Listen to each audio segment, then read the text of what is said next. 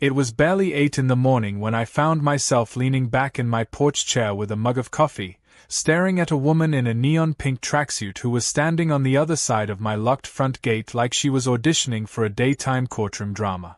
She had both hands on her hips, her sunglasses perched halfway down her nose, and she was yelling at me with the conviction of someone who had memorized the HOA bylaws like they were scripture. "You owe us $500 in fines for your unapproved fence," she declared, her voice cracking slightly on the word unapproved as if she was offended by the syllables themselves. I let the steam from my coffee drift lazily between us and told her, as calmly as I could, that I was not in her HOA. Her face went red enough to match her tracksuit. She shouted something about how she had spoken to the board and they had decided my property now fell under their jurisdiction.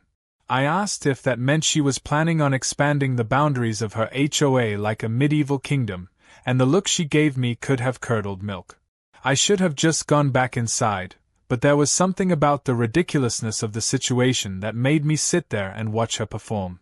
I had no idea then that this morning would be the start of a weeks-long game of chess between me and the self-appointed queen of the neighborhood, one that would end with her humiliated in a way she could never have seen coming. I had moved into the property just 2 months earlier, drawn to the long driveway, the tall oaks that framed the entrance, and the blissful promise of being outside any HOA's reach. It was perfect, enough land for privacy but close enough to town that I could grab groceries without a half-day's trip.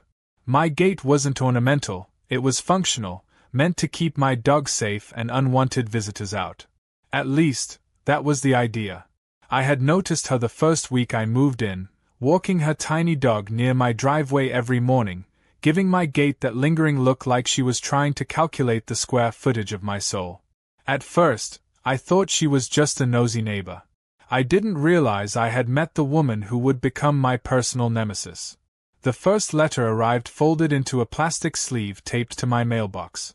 It wasn't on official letterhead, but it had all the drama of a government notice. Violation number 1. Mailbox does not meet HOA compliance standards. I had laughed out loud when I read it. My mailbox was brand new, a black steel number with my house number in gold. Perfectly functional.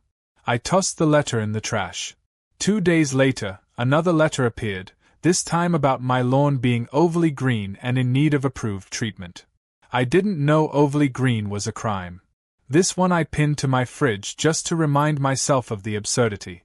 By the third letter, which claimed my fence was inappropriate for the neighborhood aesthetic, I started to see the pattern. No signature, no return address, but the tone was pure Karen, clipped sentences, unnecessary capitalizations, and a whiff of self-importance. I decided to confront her, not out of anger but curiosity. What made a person wake up one morning and decide they had the authority to police land they didn't own? The first official face-off happened on a Tuesday. She was walking by with her little dog, which looked like it weighed less than my morning toast, and I called out to her from the porch. I asked if she knew anything about the letters. She didn't even pretend to be surprised. Instead, she launched into a tirade about how my property had been a mess before I moved in and how she had taken it upon herself to bring it up to standard. I reminded her, gently, that my property was not within HOA jurisdiction. She said the HOA boundaries had been redrawn and that I was now, in her words, lucky to be part of a community with standards. I told her I preferred my freedom, and she told me I would regret that attitude when I saw the fines piling up. That night, I sat on my porch long after the sun went down, sipping a second cup of coffee, turning the situation over in my mind. She wasn't going to stop. I could ignore her and hope she got bored, but something told me she thrived on confrontation. People like her didn't just fade into the background. They escalated. She wanted a fight, and she wanted to win. That was when the seed of an idea started forming, the first faint sketch of the locked gate trap. The next week, she came back with reinforcements, 2 other HOA board members who stood behind her at the gate like bodyguards, each holding a clipboard. They started taking pictures of my property from the road, muttering to each other about rule violations. I asked if they wanted a tour, but the sarcasm went right over their heads. They demanded access to my yard to measure the fence height. I told them if they set 1 foot past the gate, I'd call the police. Karen scoffed and said the HOA had the right to inspect. I asked her to show me that in writing, knowing full well she couldn't. She left in a huff, promising I would hear from their lawyer. When the lawsuit arrived, it was so ridiculous I almost framed it. They claimed I owed back HOA dues and fines totaling over $3,000. I brought it straight to my lawyer, who nearly laughed himself out of his chair when he saw it. He confirmed what I already knew: I wasn't in the HOA and never had been, but he also warned me she might try to drag it out in court just to bleed me dry. That was when my plan shifted from defense to offense. If she wanted a war, I was going to give her one she couldn't win. I spent the next few days quietly upgrading my gate. I replaced the lock with a heavy-duty reinforced model that would take industrial tools to cut through. I installed discrete security cameras along the posts, each angled perfectly to catch anyone who tried to mess with it. I didn't tell anyone, not even my closest neighbor, Mike, who had already warned me about her history of pushing people around. Instead, I kept my usual routine, waving to Karen with a smile whenever she passed by, letting her believe I was rattled by the lawsuit. In reality, I was counting down the days until she made her move. One evening, I saw her stop at the gate, her phone in hand, snapping photos of the new lock. I could almost see the wheels turning in her head, the calculation of how to get past it. I didn't say a word. I just leaned back in my chair, let the dog sit at my feet, and waited.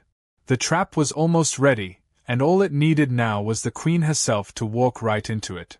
What I didn't know then was just how far she would go, and how satisfying it would be to watch her plans crumble the moment she touched that gate. The first sign that Karen wasn't letting this go came the very next morning when I opened my mailbox and found not 1 but 3 separate citations, each printed on paper that looked like it had been yanked out of an old inkjet printer. One claimed that my driveway gravel was the wrong color for the neighborhood aesthetic, another said my garbage cans were visible from the road, and the third accused me of operating an unapproved business from my home. I sat there on the porch reading them one by one, coffee in hand, wondering if she was pacing her kitchen at night thinking up new ways to irritate me or if she had a pre-written list she pulled from whenever she got bored. They were absurd, but I knew they were meant to do 2 things: wear me down and create a paper trail she could wave around in court to pretend I was some kind of chronic offender.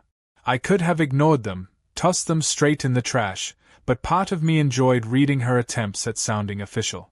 She used words like pursuant and hereby and violation with the confidence of someone who thought she was starring in a legal drama. The truth was she was only building a case in her mind, not in reality, but that didn't mean she wasn't dangerous. People like Karen didn't have to be right, they just had to be loud, relentless, and connected to the wrong people. That afternoon, Mike dropped by, leaning against the fence while I sat on the porch. He looked around first like he didn't want to be seen talking to me, then told me quietly that Karen had been on the HOA board for years and had a reputation for pushing property lines both literally and figuratively. He said she'd successfully bullied a couple who lived 2 streets over into joining the HOA by threatening to sue them over shared easement rights. When they couldn't afford the legal fees to fight, they caved and paid dues just to make her go away. That lit a spark in me, because I realized I wasn't just dealing with a nosy neighbor, I was dealing with someone who had perfected the art of intimidation. Mike told me to be careful because she had friends in local government, including a code enforcement officer who owed her a favor or 2. That didn't scare me. If anything, it just made me more determined to outsmart her. The thing about people who think they have all the power is that they are rarely looking over their own shoulder. A few days later, Karen showed up with a new tactic. This time, she wasn't alone. 2 men in polo shirts with HOA logos embroidered on them followed her up to my gate, each holding a clipboard and a digital camera. She didn't even knock or call out, she just started barking orders to them, pointing at my fence, my lawn, even the trees. One of them began taking pictures while the other jotted notes, and she loudly announced that they were here to conduct an inspection of my property to determine the extent of my violations. I leaned on the railing and asked, in the politest tone I could manage, if they had a warrant. That earned me a scoff and a lecture about how the HOA didn't need warrants to inspect properties within its jurisdiction. I reminded her once again that my property was not in her HOA, but she just smiled and said the board had unanimously voted to include it. It was like talking to someone who decided gravity didn't apply to them.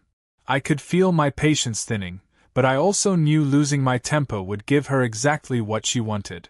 So instead, I told her she was trespassing and that if she or her companions stepped past the gate, I would call the sheriff. She smirked and said I should be careful making threats like that because the HOA had its own legal team. That made me laugh, which only seemed to make her angrier. The men with her exchanged uncertain looks, probably realizing this wasn't going the way they'd expected. They eventually left, but not before Karen shouted over her shoulder that I'd be getting another set of citations in the mail. She wasn't bluffing. Within the week, the mailbox became a revolving door of complaints. One accused me of having unapproved exterior lighting, another said my front porch furniture wasn't in compliance with neighborhood standards, and one even cited me for having a dog of a non-compliant breed, which was both untrue and insane since my dog was a mutt who couldn't hurt a butterfly. I started collecting the letters in a showbox, partly because I knew they might be useful in court and partly because it was starting to feel like a bizarre trading card game where Karen was trying to collect every petty grievance imaginable. It was laughable, but it was also clear she was escalating. My lawyer called after the third week to tell me he'd heard from hers. They were threatening to file a lawsuit if I didn't respond to the citations or agree to a compliance meeting with the HOA board. I told him to tell them I'd be happy to meet them in court instead. That was when I decided to stop thinking of this as a nuisance and start treating it like a chess match. If she wanted to play, I was going to make sure the board she was playing on belonged to me. I began documenting everything, not just the letters but every time she stopped by the gate, every photo she took, every time I caught her car slowing down in front of my property. I even made a log of the exact wording she used during our confrontations. My cameras were already recording the gate area, but I adjusted the angles to make sure they captured anyone who leaned over or tried to tamper with it. I installed a small motion sensor that sent alerts to my phone whenever someone came near the lock. It wasn't paranoia, it was preparation. Then something unexpected happened. She made her first big mistake. One afternoon, I was coming back from town when I saw her parked halfway in my driveway, her trunk open, pulling something out. It looked like a measuring stick and a clipboard. She froze when she saw my truck coming, then quickly got back in her car and drove off. I walked over to the spot where she'd been standing and found small chalk marks on my driveway, like she was measuring something. I took photos, not because I understood her endgame, but because I knew this was a step too far. Whatever she was planning, she was leaving a trail, and I was more than happy to follow it. The lawsuit came in a plain manila envelope, but the moment I saw the return address of a local law firm, I knew exactly whose fingerprints were all over it. Inside was a stack of papers thick enough to choke a paper shredder, filled with accusations, invented infractions, and a demand for thousands in back dues and fines. They had even itemized the penalties, charging me for each supposed violation with dates and times attached, as if Karen had been keeping a meticulous log of my crimes against her imaginary kingdom. Reading through it felt like stepping into an alternate reality where she ruled the land and I was some rogue subject refusing to kneel. I dropped the envelope onto my kitchen table and called my lawyer, a man named Harris who had the kind of dry humor that could survive almost any nonsense. He laughed after skimming the first page, saying it was the most creative piece of fiction he'd read all month. Then he got serious and reminded me that while her case had no legal foundation, her goal wasn't to win outright but to drag me into court repeatedly until I was exhausted financially and mentally. He said she was banking on the fact that most people give up long before a judge ever makes a ruling. That was when I knew this wasn't just about defending myself anymore. It was about setting a precedent, making sure she couldn't pull this on someone else down the road. The next day, I drove to the county clerk's office to pull the official plat maps for my property. The maps confirmed what I already knew: my land was not and had never been part of the HOA's jurisdiction. I even had a copy of the original covenants, conditions, and restrictions, which stopped well short of my lot line. But as I sat in the cramped public records room flipping through documents, I realized Karen was counting on the fact that most people wouldn't bother with this level of detail. She thrived on intimidation and paperwork overload, the kind of tactics that made ordinary folks throw up their hands in frustration. I decided right then that I was going to know my property boundaries better than she knew her own living room. When I got home, I found yet another letter taped to my mailbox, this one claiming that I had hosted an unauthorized public event on my property because Mike had stopped by with his truck and stayed for an hour. Apparently, in her mind, 2 adults having a conversation counted as a public gathering. I tossed it on the growing pile and spent the evening walking the property line, making mental notes of everything visible from the road. I knew her next move would be to gather photographic evidence, and I wanted to make sure that whatever she captured told the story I wanted told. If she wanted to claim my lawn furniture was non-compliant, then I would make sure it was perfectly placed, spotless, and well within legal limits. If she wanted to complain about my mailbox, then I would have measurements, receipts, and photographs ready to shut her down. A week later, Harris called to say we had a preliminary hearing date. Karen's lawyer had filed a motion for immediate inspection of my property, claiming there was urgent need to address safety hazards and community standards violations. It was laughable, but Harris explained that if the judge bought into her narrative, they might actually grant temporary access. That was the moment my plan began to solidify. I told Harris to stall as long as possible, buying me time to prepare. In the meantime, I would keep documenting everything, every trespass attempt, every drive-by, every letter.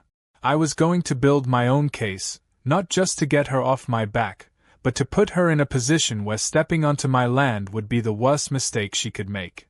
Karen didn't know it yet, but she was already giving me exactly what I needed. One afternoon, I caught her in her SUV at the edge of my driveway, camera in hand, snapping shots of my gate from multiple angles. She didn't even flinch when she saw me standing there. She just rolled down the window and said she hoped I was prepared for what was coming. I smiled and told her I was counting on it. The truth was, I wanted her so focused on her fantasy victory that she wouldn't notice the subtle changes I was making. The lock on my gate was no longer the standard padlock she had seen before. It was now a reinforced shrouded shackle model designed to resist cutting. I had also added a hidden camera aimed directly at the locking mechanism, close enough to catch not just the act but the tools used. To keep her off balance, I began making small, harmless changes to the property that I knew would get under her skin without giving her anything actionable. I painted the mailbox a slightly different shade of black. I added a wind chime shaped like a rooster near the gate. I put up a sign that read "Smile, you're on camera" just inside the fence line where it was perfectly legal. Each time she drove by, I saw her glance at something new, her expression tightening. She was desperate to control the narrative, but I was writing a story she didn't understand yet. The last push came when Harris called to tell me Karen's side had doubled down, submitting a sworn affidavit that I was deliberately defying lawful HOA authority. He told me it was full of bluster and half-truths, but it was still a sworn statement, which meant if I could prove any part of it was knowingly false, it could be used against her. That was exactly what I intended to do. I spent the next couple of evenings reviewing footage from my cameras, labeling clips where she or her associates had stepped onto my property without permission. In one video, she leaned so far over the gate to take a picture that her sunglasses fell onto my driveway. I kept that clip in a special folder marked Finale. By the end of that week, I felt like a general preparing for battle. I had maps, legal documents, video evidence, and a timeline so detailed it could have been entered into a historical archive.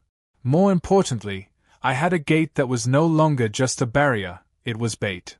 The kind of bait that someone like Karen, with her need for control and her belief in her own invincibility, couldn't resist. I didn't know when it would happen, but I knew it was coming. One day soon, she would decide she'd had enough of waiting on the courts and try to handle it herself. And when she did, I'd be ready. The moment her hand touched that lock, the game would be over, and it would be her move that ended it, not mine. It started with small provocations, subtle enough that anyone else might have missed them, but deliberate in a way I knew Karen wouldn't be able to ignore. I planted a row of brightly painted metal roosters along the inside of my fence, positioned so they could be seen clearly from the road. They were harmless and legal, but they were also the sort of thing she would classify as an eyesore in her mental HOA handbook. A day later I installed a massive wooden sign on my side of the gate that simply read private property in block letters big enough to read from 100 yards away. Beneath it, in smaller letters, it said no trespassing, no exceptions. I even added a little lawn chair just inside the fence, angled perfectly so I could sit with a drink in hand and watch the world go by while making it abundantly clear that the gate was my line in the sand. The effect on her was almost immediate. That morning, as she walked her tiny dog past the gate, she slowed, stared at the sign for a long moment, then shook her head in disgust. The next day she came by again, this time with her phone out, snapping photos and muttering something I couldn't quite hear. I waved from the chair, a smile on my face, and that only seemed to tighten the line of her mouth. The gate itself had undergone its transformation quietly. I swapped out the old lock for a heavy-duty industrial-grade model and reinforced the gate posts with hidden steel brackets. I made sure it looked the same as before to the casual eye, but I knew it would take serious effort to break through now. More importantly, I had hidden cameras focused not only on the gate but on the area just behind it, close enough to catch every detail if someone tried to tamper with it. I even installed a motion-activated light that would flood the area if it was approached after dark, knowing that the more exposed she felt, the more careless she might become in daylight. Every piece of this was designed not just for security but to build pressure. Karen was used to pushing people around with little resistance.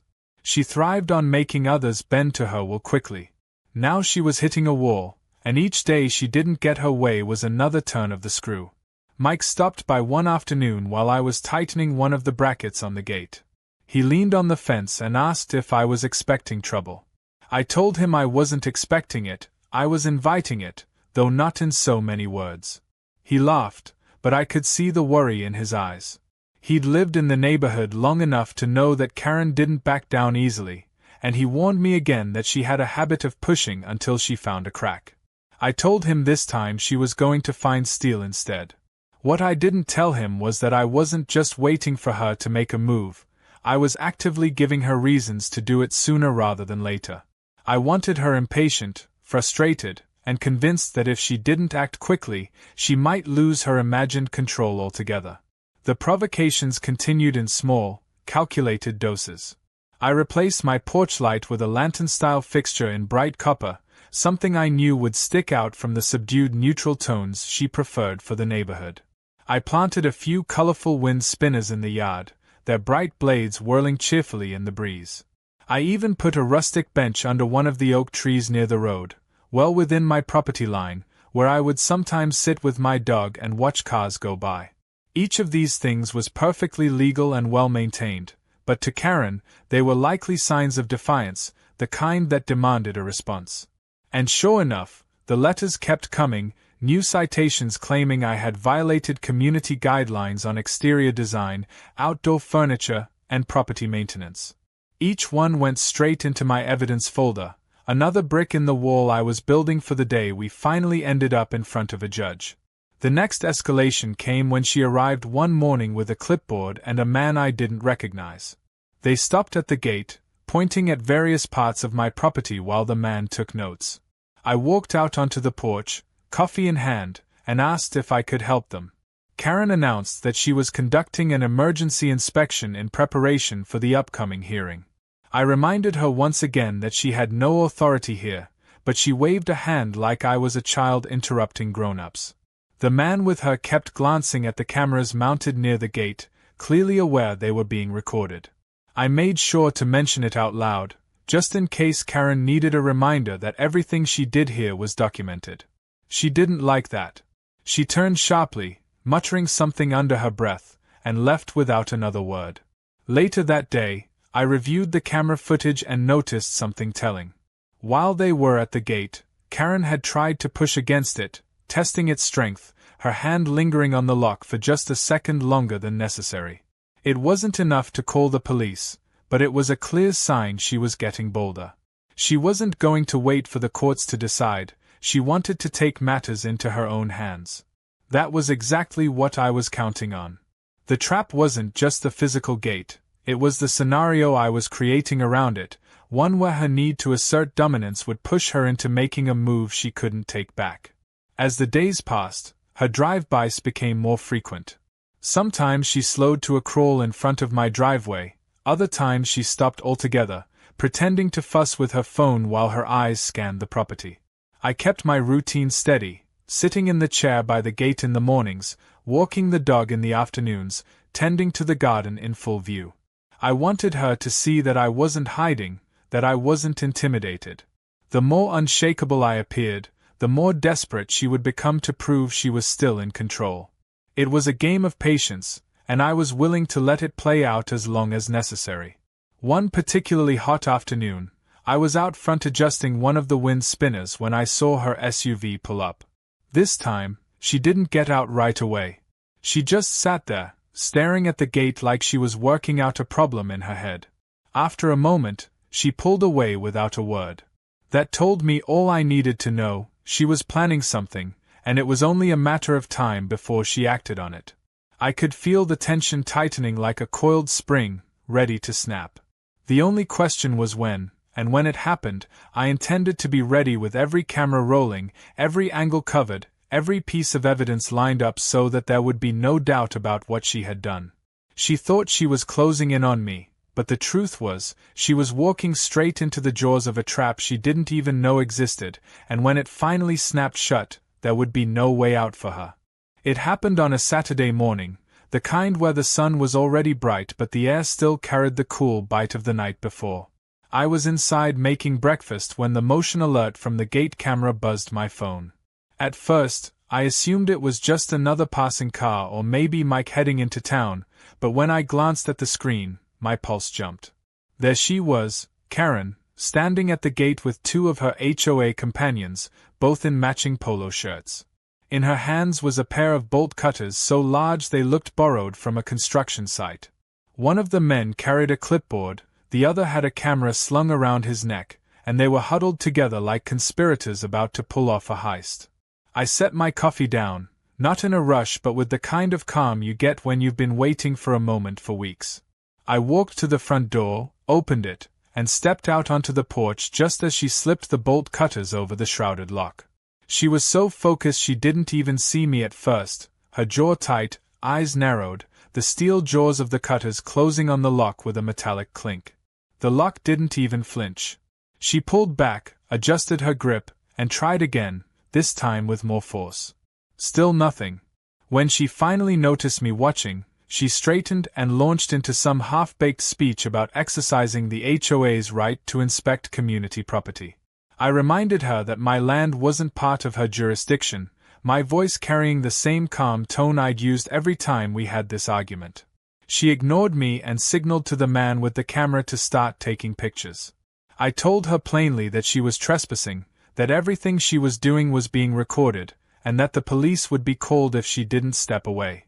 She smirked, that same smug curl of the lip I'd seen in every previous encounter, and said something about how the law was on her side. Then she bent down and tried the cutters again. That was the moment I pulled out my phone and began dialing the sheriff's office, making sure she could hear every word I said. The man with the clipboard shifted uneasily, glancing at her as if reconsidering his role in this mission. The other man kept filming, but even he looked less sure now. Within minutes, I heard the distant hum of a vehicle coming up the road. Karen must have thought it was one of her allies because she kept working the cutters, but I knew better.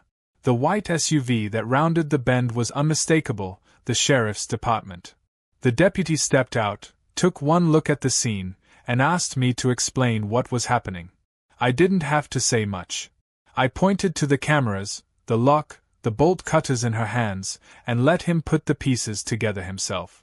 Karen jumped in quickly, claiming that I was refusing lawful inspection and that they were within their rights to gain access. The deputy asked if she had any paperwork granting her authority over my property. She fumbled with a stack of printed HOA bylaws, flipping through them like she might magically find a page that mentioned my address. She didn't. I could see the change in the deputy's expression as the reality set in. He turned to me, asked if I wanted to press charges for attempted vandalism and trespassing, and I told him I would be happy to provide him with all the video evidence he needed. Karen's face went from red to pale in seconds. She tried to spin it, saying this was just a misunderstanding, that she thought the property line extended past my gate, but the deputy wasn't buying it. He took statements from everyone, including the two men who had come with her. One of them admitted under his breath that he didn't know my land wasn't part of the HOA and that he was just there because Karen had told him it was an emergency. The deputy told them all to leave the property immediately and warned Karen that any further attempts to enter without permission would result in her being arrested on the spot. After they left, I walked up to the gate and checked the lock. It had a few fresh scratches from the cutters, but it was otherwise untouched. The camera had caught everything in crystal clear detail: Karen's hands on the cutters, her attempts to break the lock, her refusal to leave when told. I knew this footage was gold, not just for the current hearing but for the harassment case I planned to file against her. The beauty of it was that she had walked straight into the trap without realizing it, her own arrogance blinding her to how much evidence she was giving me. It wasn't just about catching her in the act. It was about catching her in a way that even her allies couldn't defend. That afternoon, I sent copies of the footage to Harris, who called me back within an hour. His voice carried the kind of satisfaction you hear from someone who just realized their job got a whole lot easier. He said this changed everything, that we could now move from defense to offense with confidence. Not only could we have her lawsuit dismissed immediately, but we could pursue damages for harassment, legal fees, and potentially defamation. He also suggested we subpoena her past communications with the HOA board to see if she had orchestrated similar actions against other neighbors. The thought of turning the tables so completely made me smile in a way I hadn't in weeks. The following day, word of the incident started spreading through the neighborhood. Mike stopped by, grinning like he'd just heard the best gossip in months. Apparently, a few of the HOA members were already talking about how Karen had gone too far this time, how she had dragged the association into a mess they didn't want any part of. Some were even worried about their own liability for backing her. That was when I realized the real victory here wasn't just going to be in court. It was going to be in the slow erosion of her power, the way people who once protected her would start to step back, leaving her exposed.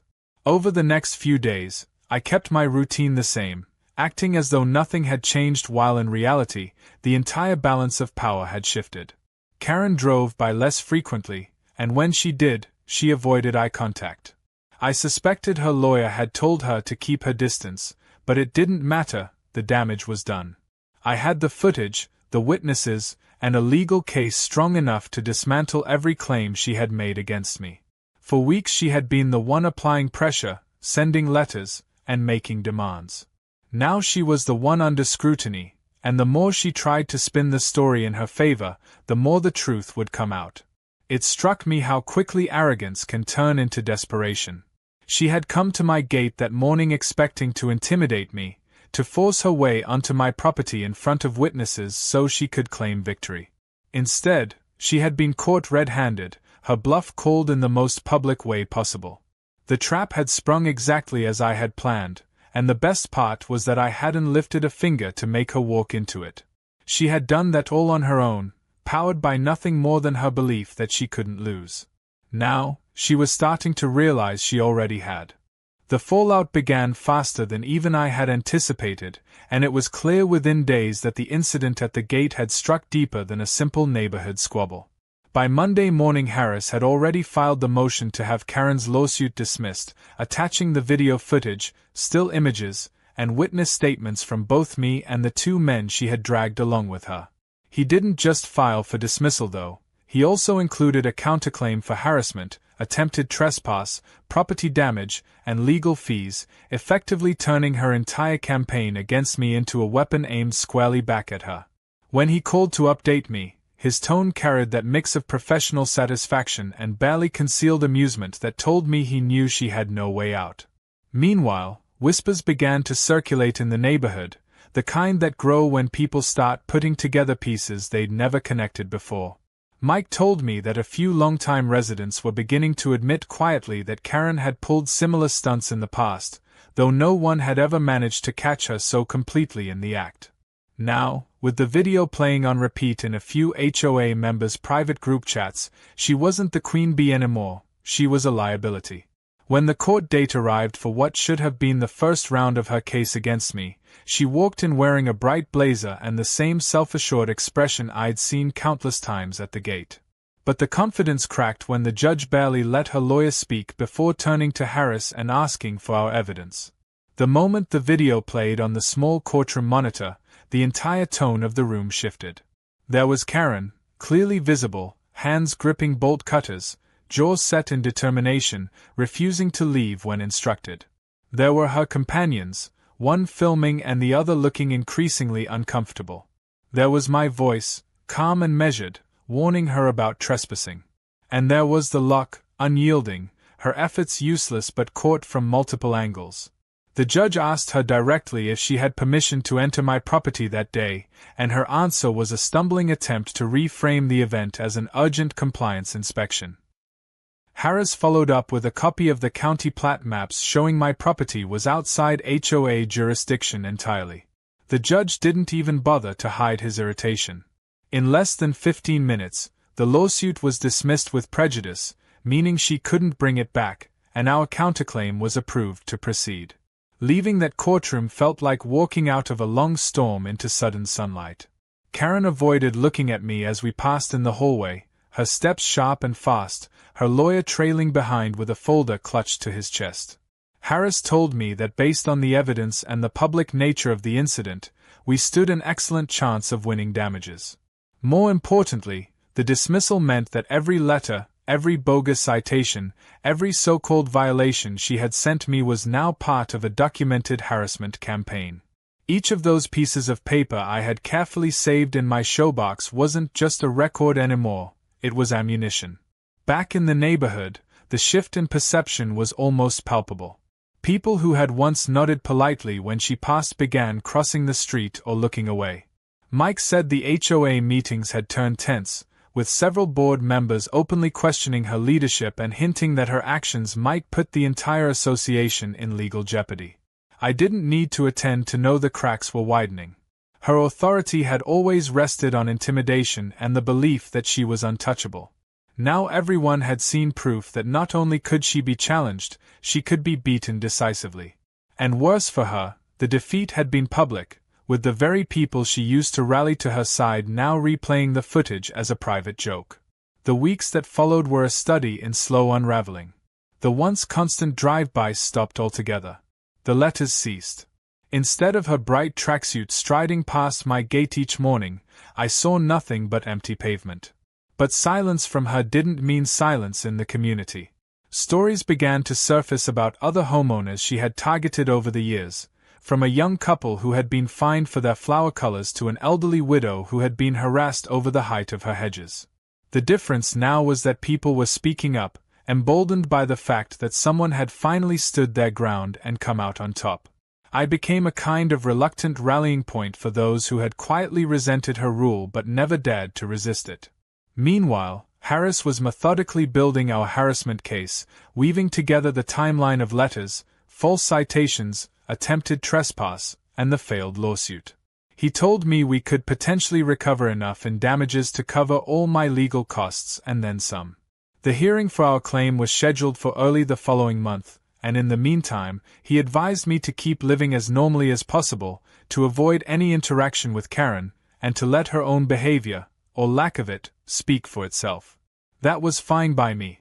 The gate remained locked, the cameras stayed rolling, and every evening I still sat on the porch with my coffee, knowing that if she even thought about trying again, I'd have more than enough to finish the job for good. When the day of the harassment hearing arrived, Karen looked smaller somehow, her posture less rigid, her usual dramatic flair muted. The room was filled with thick legal folders and the low hum of whispered conversations, but when Harris presented our evidence, the whispers stopped. The stack of letters was spread across the table like a deck of cards, each one labeled and dated, each one tied to a specific false claim. The footage of the gate incident was shown again, this time alongside clips of her lingering outside my property on multiple occasions, sometimes with her phone out, sometimes just staring. The judge listened, asked a few clarifying questions, and then turned to Karen's lawyer. His attempt to downplay the events as miscommunication fell flat, especially after Harris produced a recording of her telling one of her board members that she intended to make an example out of me. That was the moment I knew we had won. The judgment came down swiftly. Karen was ordered to pay my legal fees, additional damages for harassment, and to cease any contact with me or my property. The total was enough to make her blink hard when she heard it, though I suspected the financial sting was nothing compared to the public humiliation of being formally censured in court. For someone who had built her identity on power and control, being told she could not so much as speak to me was a crushing blow. When I left the courthouse that day, the air felt lighter, the tension that had hung over me for months finally gone. Mike was waiting in the parking lot with a grin, and as we drove back to the neighborhood, he told me the latest. Several HOA members were pushing for her removal from the board entirely, and a few had already started campaigning for new leadership. The tide had turned completely, and all it had taken was one locked gate, a little patience, and her own inability to see past her ego. She had thought she was playing a game she couldn't lose. She never realized I had been setting the rules from the start. The weeks after the judgment felt like stepping into a different neighborhood entirely, as if someone had flipped a switch and drained all the tension from the air. The absence of Karen's constant presence was noticeable in ways I hadn't expected. I no longer glanced toward the road every time I heard footsteps or a car slowing near my driveway, and I stopped checking my mailbox with the expectation of finding another absurd citation taped to it. Instead, I found flyers for community events, handwritten notes from neighbors thanking me for standing my ground, and even a small basket of muffins from the young couple 2 streets over who had once been fined by Karen for having mismatched flower pots. People I barely knew began waving when they passed, and a few even stopped to chat, as though the simple act of defeating her had somehow made me more approachable. It wasn't that I had suddenly become the neighborhood hero, it was that everyone now felt a little freer, as if one heavy curtain of intimidation had been lifted from all our windows at once. Karen, on the other hand, had become a ghost. Her bright tracksuits no longer patrolled the sidewalks, and her once loud and public voice had gone quiet. Word filtered back through Mike and a few others that she had stepped down from the HOA board, though whether it was voluntary or under pressure no one seemed to know. There were whispers that she was considering moving away, but no one had seen a for sale sign in her yard yet. I imagined she was keeping to herself not just out of embarrassment but because the legal order required her to stay away from me and my property. For someone who had spent years inserting herself into everyone else's business, that restriction must have felt like being walled into her own home. One Saturday, a group of neighbors decided to host a community barbecue, not at the park like usual, but right in my yard, under the tall oaks by the driveway where everything had started. They asked if I minded, and I told them I'd supply the grill and the food if they brought the music and the laughter.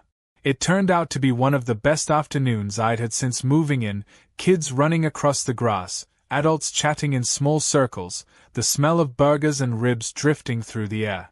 Every so often, I caught someone glancing toward the road as if expecting to see Karen watching from a distance, but she never appeared. If she heard the music or the sound of everyone gathered here, she didn't show her face. That absence was almost as satisfying as the judgment itself, because it meant she no longer felt she had the power to interfere. During the barbecue, Mike pulled me aside, holding a paper plate piled with potato salad, and said that people were already talking about forming a new kind of neighborhood committee, not an HOA, but a voluntary group focused on helping each other out instead of policing lawn heights and mailbox colors.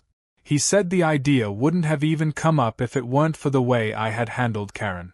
I told him I hadn't set out to be a catalyst for anything, I just wanted to live in peace. He grinned and said sometimes peace has to be earned, and I had earned it for everyone here. That comment stuck with me, not because I thought I'd done anything heroic, but because I realized how many people had quietly suffered under her self-appointed reign without ever pushing back. All it had taken to break that cycle was one person willing to lock the gate and stand there when she tried to break it. In the days that followed, I decided to add a final touch to the front of my property, a small, polished brass plaque mounted discreetly on the inside of the gate. It read Karen's last stand, followed by the date of the incident. It wasn't meant to be cruel, more of a private joke for myself and anyone who had been paying attention. To the casual passerby, it was just a piece of metal with an odd engraving. To those who knew the story, it was a reminder that even the most persistent bully could be stopped with enough patience, preparation, and an unshakable refusal to give in. Mike laughed when he saw it, saying it was the perfect punctuation mark to the whole saga. Life settled into an easy rhythm after that. I spent my mornings on the porch with my coffee, sometimes joined by neighbors who stopped to talk on their way to work. The dog lounged in the shade, unbothered by any strangers lingering at the gate, because there were no longer any. I tended to the garden, repainted the shed, and even added a small vegetable patch near the fence line. Everything about the property felt lighter, as though the land itself had relaxed once the constant pressure had been lifted. Every so often, I'd glance at the cameras by the gate, still running, still ready, not because I expected trouble, but because I knew I'd never be caught off guard again. Eventually, word reached me that Karen had quietly sold her house and moved out of state. The news came from one of the HOA members who admitted he was relieved to see her go, though he felt a little sorry for whoever ended up as her new neighbor. I didn't feel sorry. She had chosen her path, and she had walked it with a kind of single-minded arrogance that left no room for compromise. In the end, she had been undone not by force but by her own inability to see that she was wrong. That, I realized, was the real trap, not the lock, not the cameras, but the way she had convinced herself she could never lose. The evening after I heard she'd left, I sat in the lawn chair by the gate with a glass of iced tea, watching the sunset paint the sky in streaks of gold and red. The road was quiet, the kind of quiet that feels earned. I thought about how the whole mess had started, with a single letter taped to my mailbox, and how it had ended with a courtroom dismissal, a counterclaim victory, and a neighborhood that finally felt like a community again. I didn't feel triumphant so much as content. The locked gate was still there, the plaque still gleamed in the fading light, and the cameras still kept their silent watch. But the real victory was in the simple fact that no one had tried to cross that line since. As the sun dipped lower, Mike came walking up the road, his dog trotting beside him. He stopped at the gate, looked at the plaque, and shook his head with a smile. Without saying a word, he raised his cup in a small salute, and I did the same. It wasn't a celebration exactly, but it was an acknowledgement that the storm had passed, the battle had been won, and the peace we were standing in had been worth every moment it took to get here. And as I leaned back in my chair, listening to the crickets begin their chorus, I realized that sometimes the best kind of justice isn't loud or dramatic. Sometimes it's just the quiet click of a lock holding firm, and the knowledge that the person who once tried to break it will never touch it again.